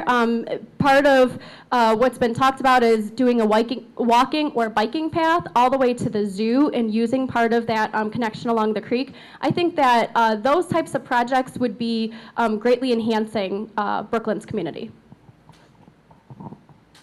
With the rec center, one, it needs a lot of money to get up to date, the building. When I was on city council as head of Public Works Committee, brought in a group to talk about building assessments, and gladly the city did a building assessment of all the buildings that were, nothing's been done with the buildings for upkeep, roofs, tuck pointing roof, waterproofing, etc. Rec center needs a lot of money to get caught up to where it should be. When it was built in the mid-70s, it was the state of the art. Now it's 40 years older. Middleburg Heights, Strongsville, Fairview Park, they're all the state of art. We got to catch up. As to making money, hopefully it'd be nice if we just break even with it. That's kind of the idea of city service, is not to make money, but at least to break even and provide good services to the public. With the park, once again, it's like Meg said, it's a loaded question. Yeah, okay, it does get used. It doesn't get used to the point of where it was used years ago with when we had baseball tournaments and everything, and you had a lot of people there at nights. Talked to one of the previous rec board commissioners, and they talked about trying to get tournaments. So the idea of actually moving some of the fields over to by the stadium, and I know it was in the Geist proposal, proposal B, is moves the soccer fields, all the baseball fields over there, and try to get use for them, keep them up. We do not need 5 baseball fields, we can get along with 3. We can get some soccer fields. We can take care of some things that the schools were saying, yeah, we're going to do it, but we never did it. With the Kingdom, I'm in part of it, walking through with the Kingdom.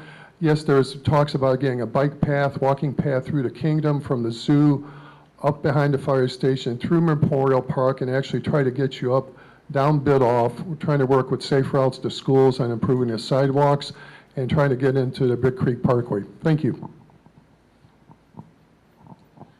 In terms of Memorial Park as a park, I live on Torrance, so I'm right down the street from there. It actually gets a fair amount of use. Granted, the down baseball stadium isn't always full, but there are always people walking in the park. And when I was head of the safety committee, one of the things that I did was to allow leashed dogs in Memorial Park. And now there are a lot of people walking their dogs in the park, and there was concern about that, and it's turned out just to be wonderful. I mean, it's been great, and a lot of people are using the park for that. In terms of the recreation center, I was the class of 75 from Brooklyn High School, and we were the first class that was brand new when we graduated from the Recreation Center. And unfortunately, there's been very little reinvestment. At that time, we were absolutely ahead of the game. Now we've fallen very far back on the curve. I think it's a consideration also when we talk about attracting young people and millennials to Brooklyn. They're going to want a nicer rec center than what we currently have. Not to say it's bad, it's a good rec center, but it could be so much better relative to what other communities have and what people nowadays are looking for in a full range of recreation. That's one thing, frankly, I'm the last person that would ever want to raise taxes or anything, but that's something I think we should seriously reach out to people and see if they would support a bond issue or something to really do a renovation to our rec center. Because I think, again, a lot of people use it, and I think significantly more people would use it if it was in tip-top shape and quite good. Thank you.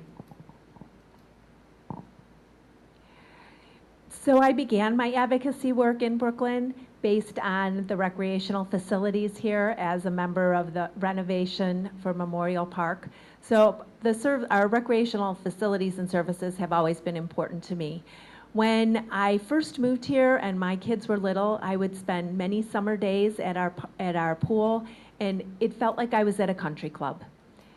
And I know that since then, many other communities have built bigger, spanglier rec centers, but our rec center still holds a special place in my heart.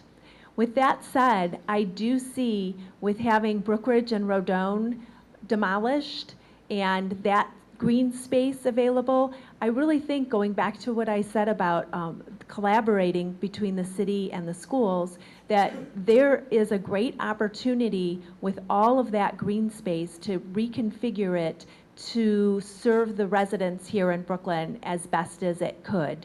And I certainly hope that the city and the schools will consider looking at that green space and figuring out the best use for that land. So with the rec center, we're in a catch-22. When first the ice rink was built and then the indoor natatorium and the outdoor pool were built, they were state-of-the-art. So unfortunately, now other communities have built newer, better, and larger rec centers. So what we're lacking over at the rec center is gym space, indoor walking space, and some additional space for classes to be held. And until we can figure out a way how to finance that, we're going to be at a disadvantage.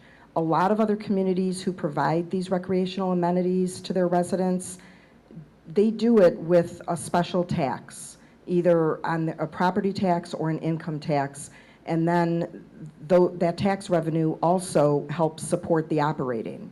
So we don't have anything like that in Brooklyn.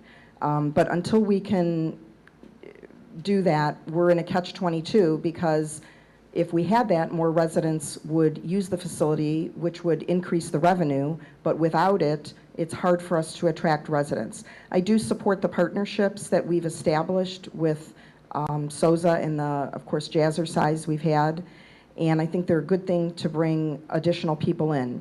Parks are near and dear to my heart. Sue and I served together on, this was before I was on council, on the Memorial Park redevelopment, and then also for Marquard. And during this period, we made once-in-a-generation investments in our parks, and they turned out phenomenally. And the vast majority of these funds came from NatureWorks grants through the state of Ohio. The city, of course, did pay a portion, but the vast majority came through grants. I think even with our limited funds right now, I think there are things that we can do to bring more people into the park. Family movie night, some of the bands or concerts that we used to have, more programming, for example, tennis lessons. We used to collaborate with the schools on basketball clinics for the kids. And I know these do not cost a lot of money, but they would bring more people into the park.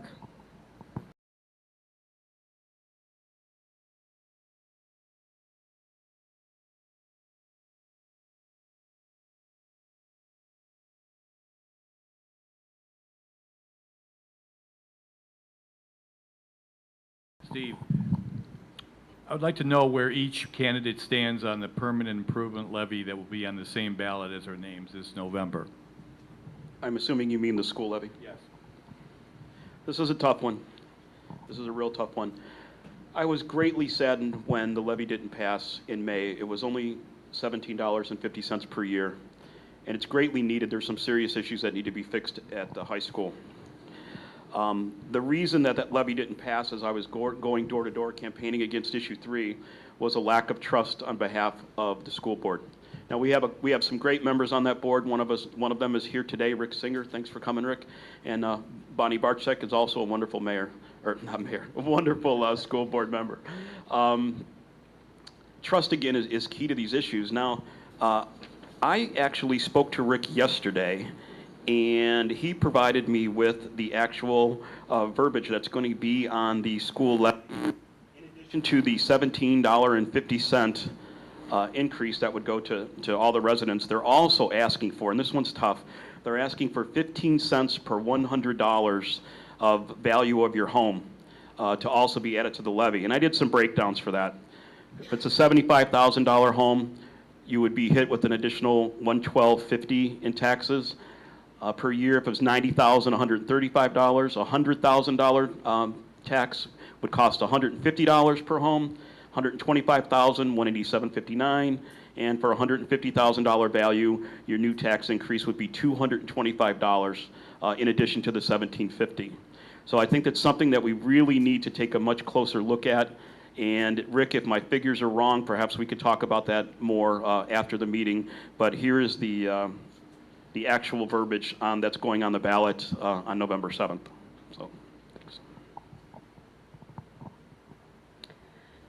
So I grew up going to public schools. I'm an advocate of public schools. I would be out dropping literature and talking to residents when I grew up in North Olmsted about school levies back then. And I am for this levy as well. There's been some, as I talk with residents, there's some concern on the lack of trust with the school board, and I believe that if you don't like the way things are going, run for office. That's what I did.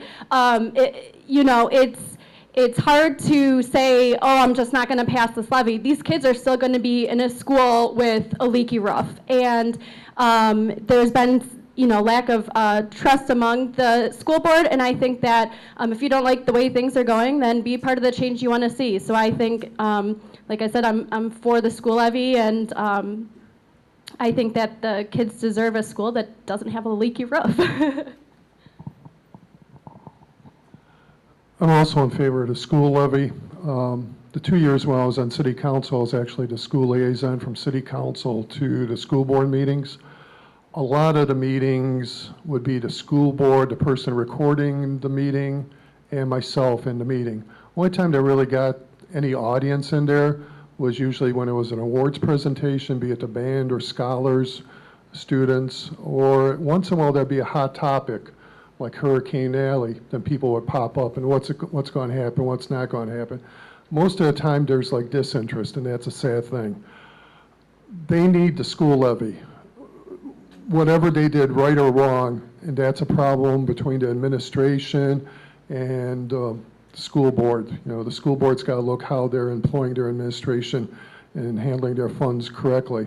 But the building's falling apart. The new building, it's got some issues, new building issues they got to correct.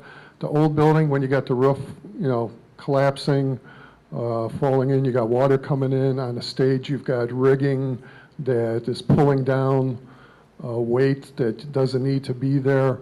There's issues that need to be taken care of. It's like your house. I mean, I can understand this. One of the things I'm on with is my church board, and I'm responsible for a building in 1906. We maintain it every year. It looks good for a 110, 115-year-old building. So in general, yes, I'm for the school board for the levy. Not crazy about it, but I understand it.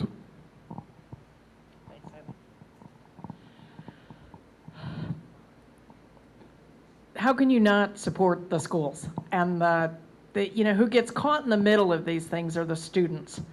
They're the ones that are there to get educated, and unfortunately what happens is residents, as Steve pointed out, $17.50, and people who didn't pass it, that's a clear sign that there's a lack of trust. And what I heard a lot is, how could they build this new school? They have this unbelievable exercise facility that's better than LA Fitness, and yet the roof's leaking on top of the music people?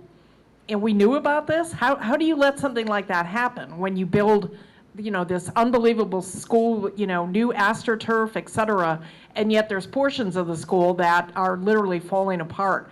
So I think there's a real a real concern among the leadership of the schools in terms of their vision and their future planning and what are they really doing. And unfortunately, that reflects on the students. I'm a very big supporter of the schools. I was fortunate enough to be inducted into the Brooklyn High School Hall of Fame. I'm on the Hall of Fame committee, and we run that every couple of years. And it's amazing the people who have gone on to unbelievably successful careers as a graduate of Brooklyn High School. It's a great school. It prepared me very, very well. But again, people are skeptical. People are very careful with their money nowadays because they have to be. So it's a tough issue. People need to do their homework. I think the school administration and the school board need to do a better job explaining it as opposed to just some slogan that says, it's for the children. Let's really get into the nitty-gritty of where this money's going and how it's going to be used and what is the accountability for how it is spent and how it's utilized. Thank you. This might be the one question where I run out of time before I run out of words. Yes, I am for the permanent improvement levy. The 1 mil permanent improvement levy has been passed by our community since the early 70s. This is the first time we are asking for an increase. I say we because I am an employee of the school district also. It was always, when people talk about the new building, if you've done renovation or if you've had the opportunity to be involved in building something, you always start with your priority list, and eventually you run out of money and you have to start taking some of the things off. The school district always knew that the high school would need repairs. That was always in the plan. But the school district has run into other financial issues that are part of the permanent improvement, which is separate from the general funds, that has tied up more money. Our new building, the new wings, are wonderful. The high school does need some improvements to bring it up. They did get some of the money from the bond issue that was passed by Brooklyn. You see that in the stadium facilities. You may not see it unless you've attended a program in the auditorium, but there was also money there. And there were also 4 new classrooms built into the high school. So we do have 4 new brand new classrooms. They also have the new facilities with the media center. The millage that's being asked for an increase will help bring some of the needs of the high school under control. So this is the first time in a lot of years that we've asked for a renewal plus an increase on the permanent improvement portion of our levies. So as Mrs. Grodick mentioned, this original permanent improvement levy was passed in the 70s, and it has never increased.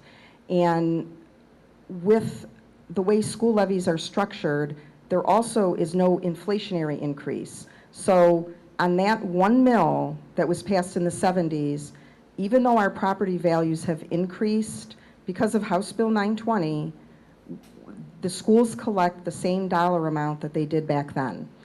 So these monies are designated only for capital improvements. They cannot be used for operating costs. They cannot be used for salaries.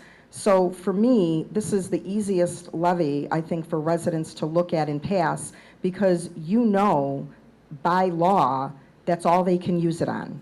Now, that being said, I am on the Superintendent's Advisory Committee, and they do have a plan on how this money is going to be spent, both in the short term, midterm, and the long term. And I'm hoping that they're able to get this information out to the community, but they do have a plan in place.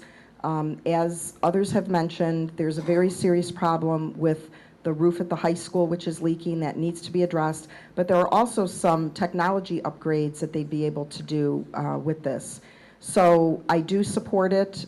It's a minimal amount, and hopefully the school community will do a good job of getting the information that residents need. But in the meantime, if you have any questions, contact the superintendent, contact a school board member. I know that more information will be coming out as it gets closer to the election. Thank you. Thank you. We have to remember one thing.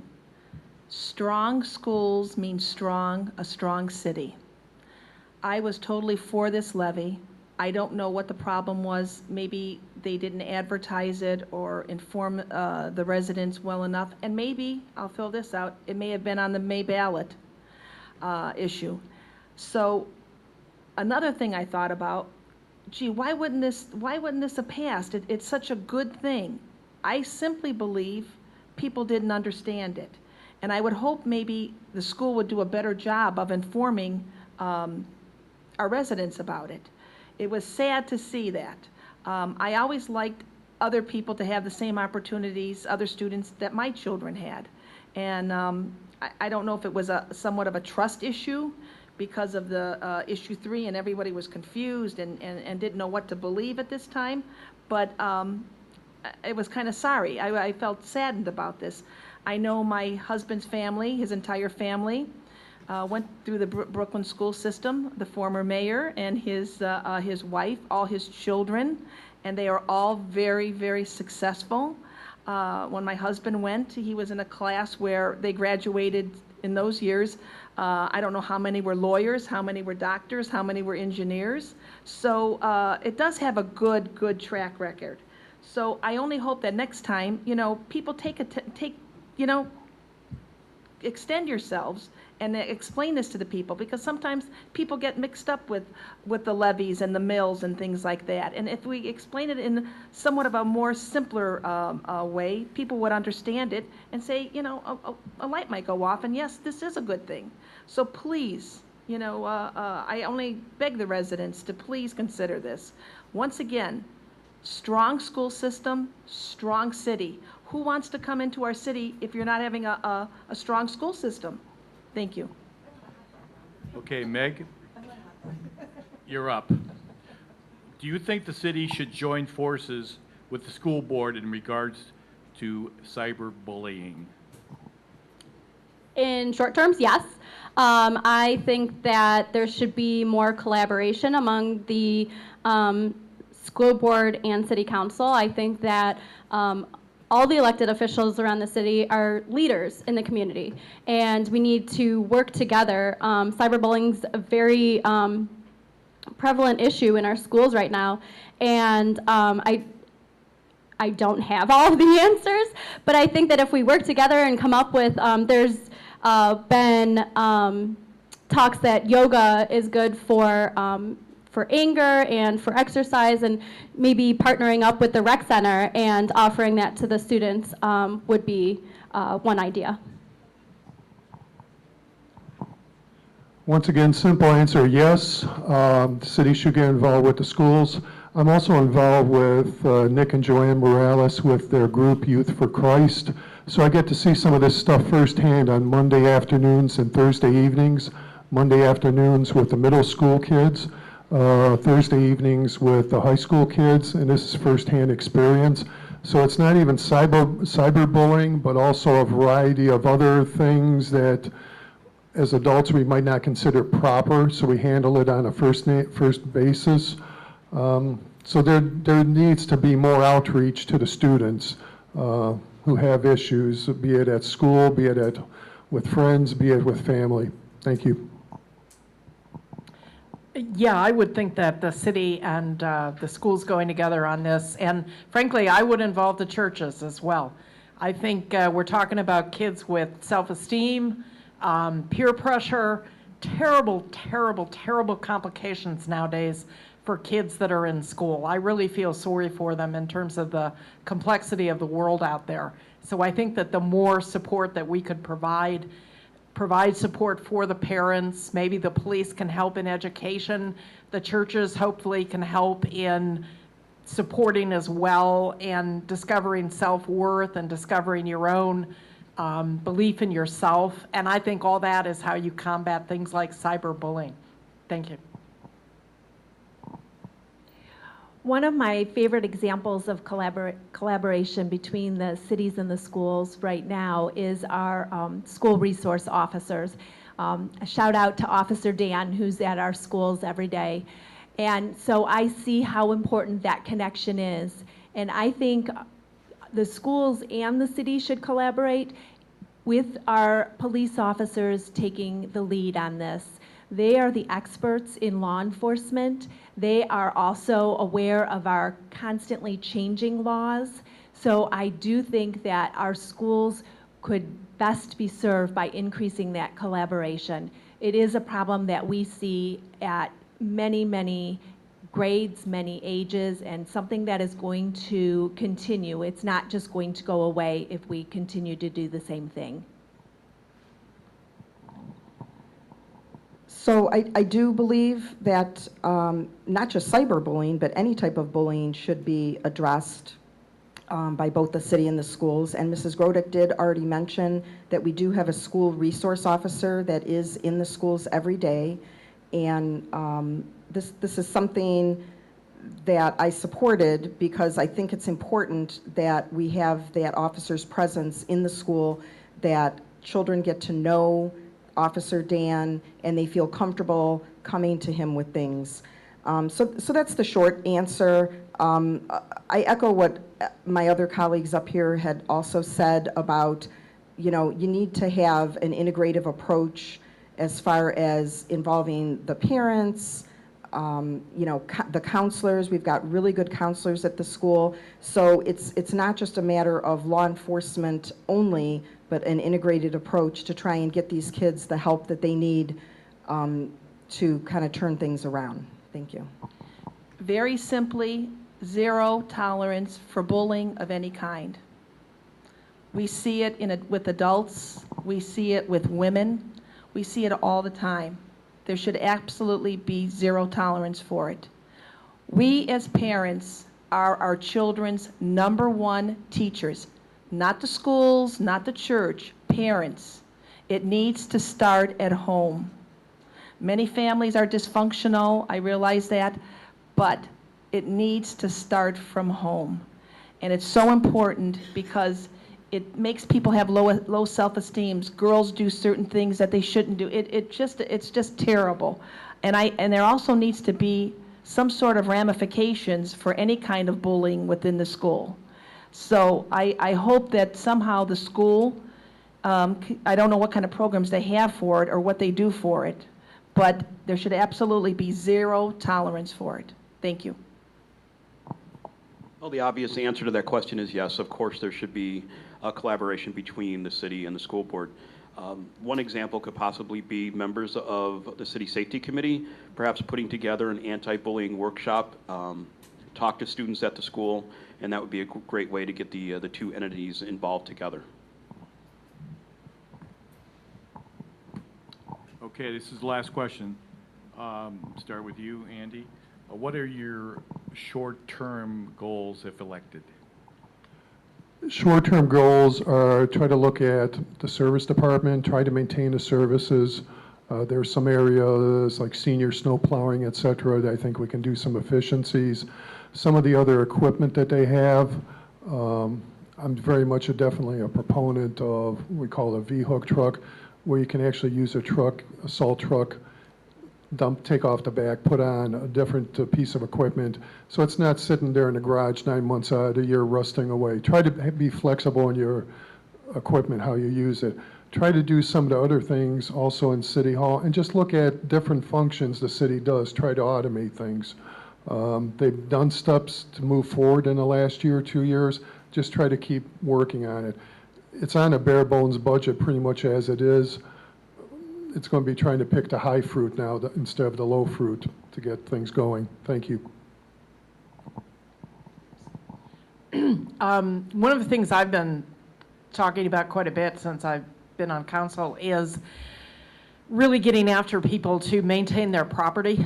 I really want to have the drive-through and the curb appeal of the city to be as positive as possible. So really ask people to keep up their properties, keep up the environment, because again, if we're looking to attract people from other communities, younger people, to come in, the first thing they're going to do is drive around. And if they don't like what they see, that's not. So basically, it's not brain surgery. You keep up with the city services. You plow the streets as well as we do. You take care of the trash.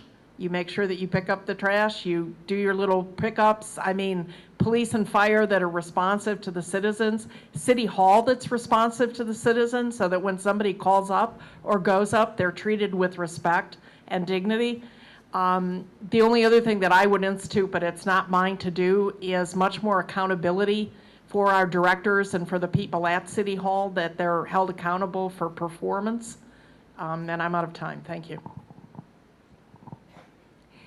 So one of my short-term goals would be to support innovative ideas. We've heard a few of them tonight, such as the solar panels, the assisted living moving into Brooklyn, even though that was a long time in the works.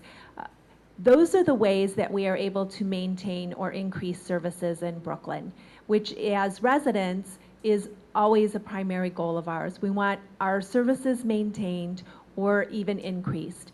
In order to do that, we need to look outside of the way we've always done things and look at new innovative ways to do some of the things we've been doing in Brooklyn. I agree with what everyone else has stated. I also would like to continue my work on the Economic Development Committee. We've been working very hard to bring jobs into Brooklyn, and also continuing to look at how we can achieve efficiencies. I've been tasked with looking at streamlining how council operates, and I'm looking forward to working with our law director and our assistant clerk of council to see, through using technology, some digitizing, if we can streamline our operations a little bit more.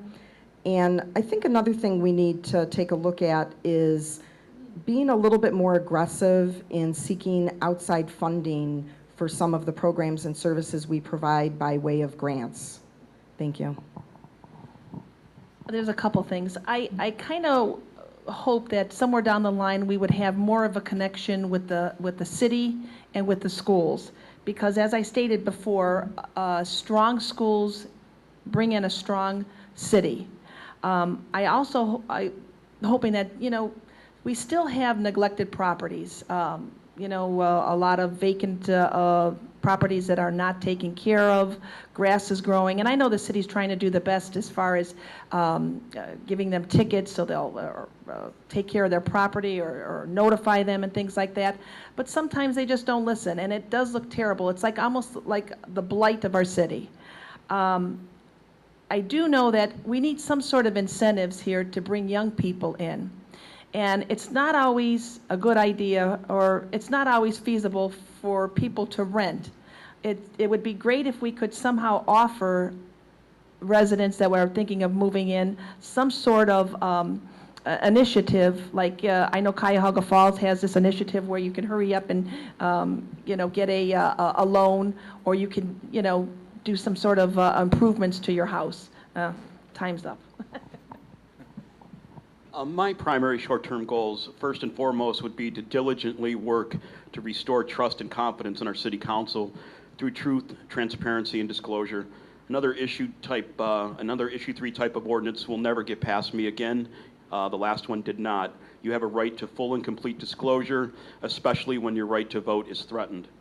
I'd also like to establish a program, perhaps in conjunction with our Chamber of Commerce, to help high school students build a resume, practice for job interviews, and teach proper work ethic so they may continue to succeed after graduation.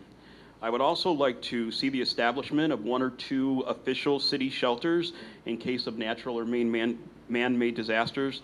It's a complicated issue, and to that end, I am at the beginning stage of voluntarily and at my own expense obtaining a shelter management degree, We've had some widespread power outages in the past, and this especially impacts our senior citizens. And if there's a need to do so, they need a safe place to go. I'd also like to pass, if the city doesn't already have one, is a non-discrimination order which prohibits discrimination against employees and contractors on the basis of race, color, gender, religion, national origin, or any other legally protected status. So I have 4 short-term goals. One would be collaborate with, like I've mentioned tonight, the mayor, city council, and residents. Increased resident involvement, I think, is a huge thing I'd be working towards. Increased communication. I've heard from a lot of residents that there's a disconnect between communication with the city hall to residents. So I'd like to work on that, and then bring back trust and leadership. I think that there's a huge distrust, and we elect city officials, and I think that we should trust the people that we're electing into office. Okay, that's it. Thank you. We're going to open it up to any... Oh, okay, I'm sorry. We'll start with Kathy down there. Yeah, just work our way down. Thank you. Real quickly, I had another goal that I had written down that I wanted to mention, and that is increasing home ownership. In closing, I just wanted to share with you that it has been an honor and privilege for me to be able to serve our community, and I deeply appreciate all the support and encouragement that I've received from residents over the years. The best thing about Brooklyn is our residents. They are hardworking, they take pride in their homes and their community, they care deeply about our city, and they're passionate. And you all inspire me to be the best public servant I can to work for you. I would also like to thank all the candidates up here. It's not easy running for public office. We are all good people up here. Residents have to decide who has the background, qualifications, and expertise to serve on council. I believe in striving for excellence, and one of my mottos is a quote from Abraham Lincoln: "Whatever you are, be a good one." I believe that I've proven myself to be a good, effective councilwoman, and I ask for your support for re-election so that I can continue to serve you. Thank you. I don't know about you, but after 2 hours, my brain is pretty full. My closing statement will be very brief, and I would like to thank you. I would like to thank you for attending tonight or for watching this on video. I would like to thank you for caring so much about our city. I think it is a true testament of our city that we are deeply involved. There are 8 candidates running for Brooklyn City Council. When I tell people that, they are astounded. That is just a testament to how much we care about our city. Thank you to the Brooklyn Acres Board for hosting this. Thank you very much to Mark Holen for emceeing our evening. Please remember to vote on November 7th, and I hope that I've earned one of your 4 votes tonight.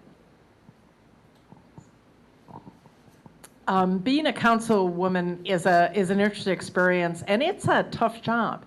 If you really take it seriously, do your homework, be independent. One of the things I say is I'm not a go-along to get-along politician.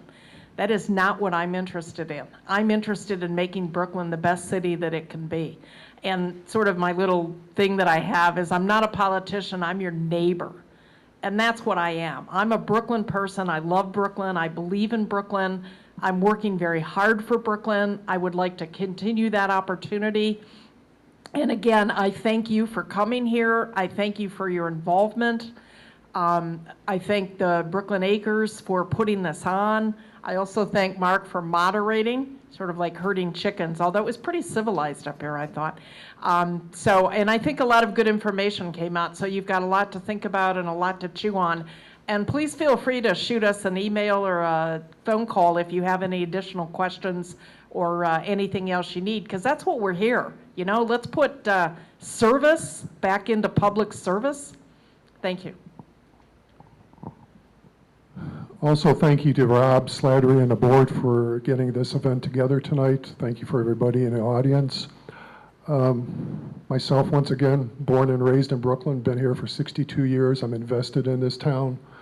Because of my previous employment, I had to be low-key, but once situation changed, it was time to give back to this city. The 2 years, like I mentioned, while I was on the school with City Hall, I was with school board liaison. Did manage to pull some things into the schools also. I hear this interaction needs to be more with the city and the schools. In the 2 years while I was there, I managed to pull in the assistant conductor from the Cleveland Orchestra, a friend of mine, James Fedek, who came in and actually did a master class for all the music department, which was a good experience. I also have another friend that's potentially coming in, do not know when based on her schedule, but as a role model. What I tried to do when I was on city council with the previous administration was actually have the Marine Corps come in here and actually do some training sessions. Reason I say that is because when I work with Nick and Joanne Morales with their Youth for Christ group, on a Thursday evening we had 2 recruiting officers, 2 sergeants come in and talk to the kids. At the end of their talk, all the kids flocked to these 2 individuals. What I would have liked to have done is actually to have a fitness drill and try to get it done where they could run in front of the rec center, except that never actually was allowed or to happen. But we need role models for that. With the Chamber of Commerce, I'm involved with that too. I'm on the board of directors, so I understand the park. The last thing we had there was Party in the Park, and it was a good event. The Chamber also does, for the last 2 years, we've been having internships, so I heard mentioned that, you know, practicing, interviewing, all this and that.